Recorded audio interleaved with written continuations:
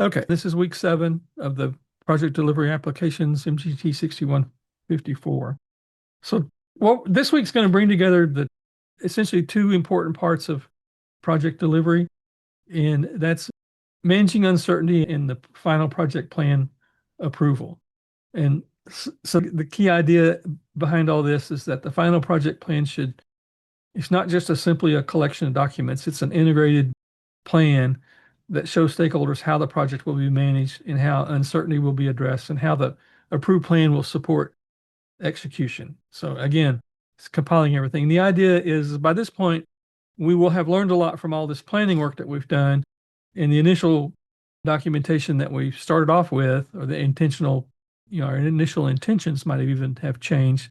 And we want to incorporate all of that into this plan.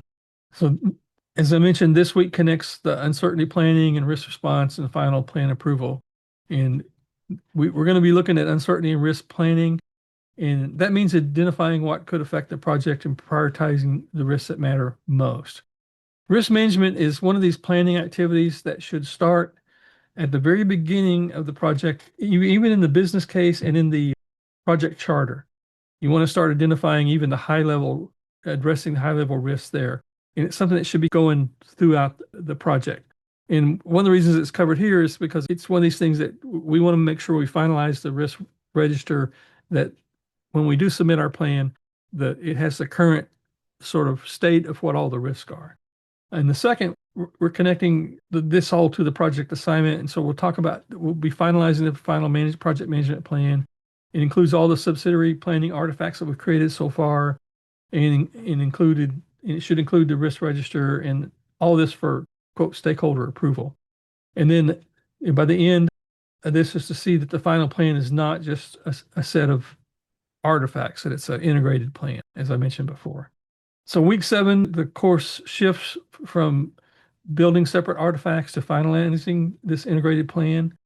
And so we're going to be moving, up to this point, we've been developing individual project artifacts, things like the scope statement, schedule, budget, project control planning documents, procurement, all those sort of things. Now we're going to shift to bringing these pieces together into one project management plan. And then we want to present it in an organized, coherent, sort of ready for stakeholder review. And the idea is that once the plan is approved, it becomes the baseline for managing project performance or project execution. And that means that future decisions about scope, schedule, cost, product, configuration should all be managed through a change control process rather than informal process. And so these baselines become how we monitor and control the project. This final approval matters because it establishes the project baseline and it changes the status of the plan. So, before approval, the plan is still being shaped and reviewed and adjusted, but after approval, it becomes this baseline that we manage our performance against. It doesn't mean that we don't ever change the plan. Projects often change as new information, risk, and issues or stakeholder needs emerge. The difference here is that changes after approval should be handled through intention, through some kind of formalized change control process. And for the course project, you should think of this step as sort of preparing the plan for a sponsor or stakeholder review. And it should be just organized enough that if a stakeholder, one of your stakeholders can understand what's being approved and what we're going to use to guide project execution. Good planning doesn't eliminate uncertainty, it prepares the teams to manage it. So as we final the project management plan, it's important to remember that approval doesn't mean the project is suddenly certain or risk-free. That's one of the reasons we cover in risk now. Every project includes assumptions, constraints, and areas where the team doesn't have a complete information. So a good project management plan doesn't pretend that uncertainty has disappeared. Instead, it identifies where this uncertainty exists and explains how the team's going to monitor and respond to it. And that's why risk planning and communication planning, stakeholder engagement, and change control all integrated in matter at this stage. And so at this point, we should know that if the final plan acknowledges the most important uncertainties. And if the schedule is aggressive, the budget or the budget's limited, or resources are uncertain, or stakeholder expectations might shift, we need to make these risks visible in the plan. And then what we do during execution is we'll go back and revisit this risk plan in this risk register and continue to add to it, because the risks just, they don't go away. We just have to keep making sure that we're continuously, intentionally managing the risk. In this, the process begins with identifying risk. Risk identification makes potential threats and opportunities visible before execution begins. So once we acknowledge that uncertainty is part of project planning, the next step is to identify the specific risks that may affect the project. And so risk identification is about making potential threats and opportunities visible before the team moves into execution. And so most projects have a generic set of risk. The idea here is we have those, but we should also look directly at the project plan and see where the plan might be vulnerable in addition to those. So a lot of times the generic, what I call generic risk, are things like, well, personnel risk. We may have a personnel issue. We might have a issue with vendors. We might have a technological issue.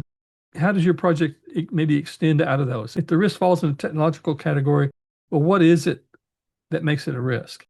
For example, we might have assumption that the scope may not, we maybe have uncertainty in the scope. Well, is that because the schedule is too aggressive? Because there's a budget problem constraints there? Or the resource availability affect that?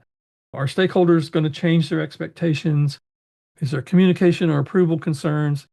Do these what if sort of questions. The goal is not to try to be perfect in our prediction, but the goal is to just identify the risks that are reasonable and relevant, important enough to monitor or manage as we execute the project.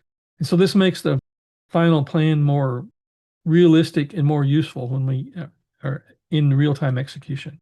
Then the next step is to prioritize the risk. And risk analysis helps, and we do this through prioritizing. And risk analysis helps the team focus attention on the risks that are most likely to affect project success. After we've identified the risks, then the project team needs to determine which risks deserve the most attention. Not every risk should receive the same level of effort. Some risks simply need to be watched, while others may require some sort of planned response, a contingency, or escalation to a sponsor or governance group. And risk analysis helps the project manager and the team think through the probability, impact, urgency, and ownership of these risks. A risk that is unlikely and has low impact may not need much attention, but a risk that is highly likely with high impact or time sensitive should move higher on the priority list. The idea is, in prioritizing the risk, what we're really doing is we're trying to identify those risks that we need to pay attention to. Risks that are low impact, low priority of occurrence. Maybe we just want the response to that type of risk is usually just we want to monitor it. And then as our risk process continues throughout the project, we'll revisit that and see if that condition changes. But for the course project, you just essentially distinguish risks that are, possible and risks that could affect the scope, schedule, costs, quality, sort of those baseline issues. And so it just needs to be practical, not something that's overwhelming. The idea is to demonstrate you've got an understanding of what a purpose of the risk plan and the risk register is. Then the responses, the risk planning responses, a risk response planning turns this awareness into action. Once the project team understand which risks matter the most, the next step is deciding what to do about them. That's sort of the practicality of the risk management. For threats, the team may avoid the risk by just changing the plan, or mitigate it by reducing the probability or impact. Or we might want to transfer some responsibility through a contract or some kind of insurance type of agreement. Or we might want to accept the risk when action is not practical, or like for those low priority ones, or escalate it when it's outside of the project managers or the project team's authority. So one of the things about mitigating risk, we can mitigate the probability or the impact. So we can say we're going to reduce the likelihood that it's going to happen by taking some action, or we can reduce the impact by maybe contracting some of it out or rearranging the schedule in some kind of way. That produces risk in itself. It can produce something called secondary or original risk that may need to further analysis to do that. But the idea for the course project is just make them connected to your project. It shouldn't just repeat the risk, but it should explain what action you might want to take and who would be involved and how that response supports your plan. Sort of kind of basic stuff. We don't need to do a real detailed analysis here. But risk planning needs to connect to the project plan. Risk planning should influence the final project plan, not sit beside it as a separate artifact. So it's part of the project management plan. And again, it's one of these things that we should address early in planning and continue throughout the project. And this course, the reason we do it here is because one of the things you want to do in a real live situation is you want to do a final risk identification, risk impact analysis, so that when you do submit the plan for approval, you've got the current state of the risk management in your plan as possible. So the risk register is the main output of all this, and it's only useful if it informs the rest of the project management plan. For example, if a project has a major schedule risk, the schedule may need buffers, we may need to make adjustments to the sequencing, or we may just want to monitor it more closely. If there's a cost risk, we may have assumptions about the budget or reserves that may need to be made more clear. If there's a stakeholder risk, the communication engagement plans should reflect that concern. And we should avoid treating the risk plan and the risk register as a separate appendix because it's an integrated part of so the stronger approach is to show that the risk thinking improves the overall plan. Risk planning should help make the final project management plan more realistic, more coordinated, and ready for approval. And now for the course project, we're not looking for anything that's real detailed, but that's the intention behind a risk management plan. In checking your plan for approval, a final project plan should be coherent, realistic, and ready for stakeholder approval. And so before we submit a final project management plan, we should step back and review the plan as a whole. And the question's not whether each artifact is present. The better question is whether the artifacts work together in this plan. And the project purpose should be clear. The scope, schedule, and budget should align with each other. The risk plan should connect to realistic risk responses. The communication and stakeholder plans should support review, approval, and later execution. The quality and control expectations should also be clear enough that the project team knows how performance will be managed. And for the course project, you can essentially use this slide here as a checklist. And to organize the idea is to organize the plan professionally and make sure that there's an approval section included and ensure that the final documentation looks like something a sponsor or a stakeholder could reasonably review and approve. Managing against the baseline approval gives the project plan authority as the reference point for future performance and change decisions. So at this point, we'll only introduce the idea of baseline discipline, but once the project plan is approved, it becomes a reference point for managing the rest of the project. And as a result, the team can compare actual progress, compare decisions, compare to emerging issues against what was approved. And it doesn't mean we're not going to go in deeply into change management today. We'll talk about change management next week or in week 9 when we look more directly on project performance and change management. But this week, the point is that this approval gives the plan authority. And we just need to understand that after that approval, changes should not be handled informally or hidden inside revised documents. They should be visible, documented, and reviewed through a control approach established in the plan. So kind of in practice, when we're doing a predictive plan, a project like this, we would have guidelines on how we're going to handle change that's appropriate to the level of our project. If we've got a really big, huge project with a big, giant budget, lots of pieces, lots of complexity, we're probably going to have some kind of formal change control board or change committee, a steering committee or something like that. And they'll have procedures on how to submit changes to them. Like one of the projects I worked on years ago, we had to submit, they wanted at least three, they wanted us to identify what we wanted to change. You know, if it was a risk event that we were responding to or some other change, maybe we learned something about the project that needed to change. Then they wanted to submit that documentation, but they also wanted us to submit our recommended changes. So they wanted us to essentially submit three alternatives, and then and they would approve which alternatives we could do. So it required that level of activity. For a small project that's, you know, not very complicated, it might be that the sponsor, the project sponsor can approve it. It might be that the project manager is given the authority to make these changes. If the project manager has been given authority to do that, it should be documented in the plan that they have that authority.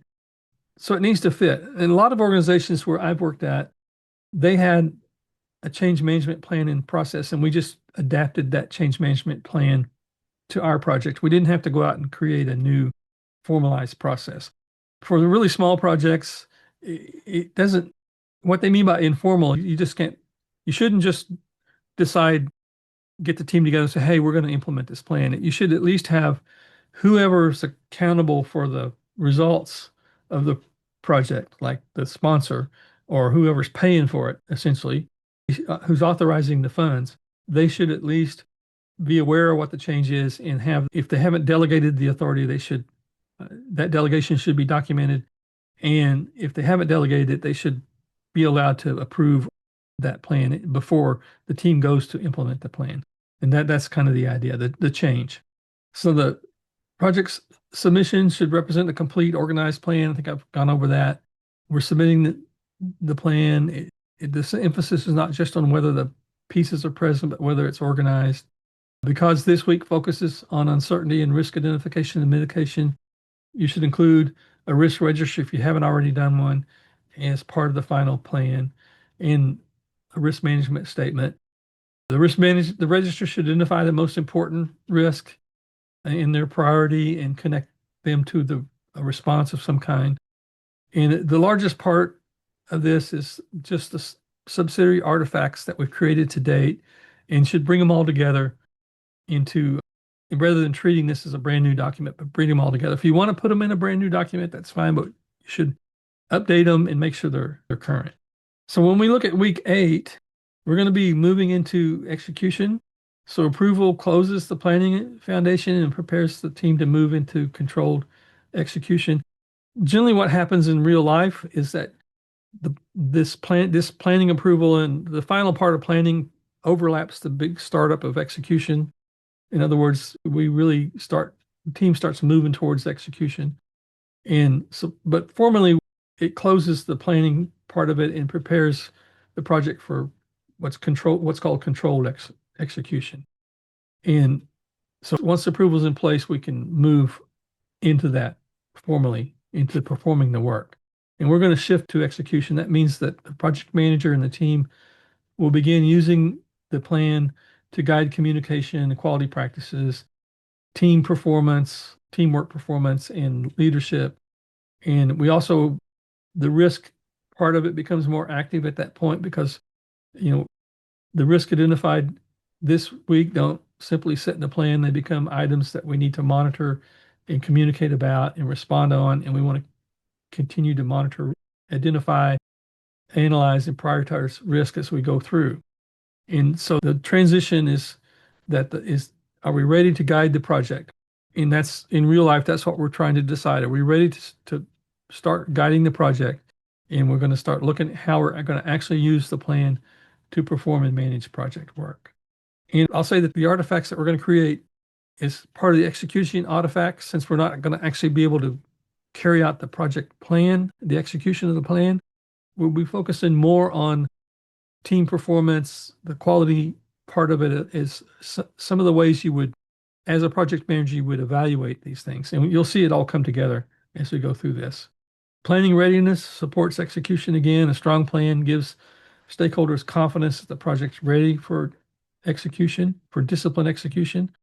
And the main point is that we haven't just been creating documents. It's about creating a defensible plan that we're, bringing the artifacts together, looking at risk, and we can defend our planning as we go into execution. So we're going to be shifting into performing project work next. And that is the end of what I've got for today.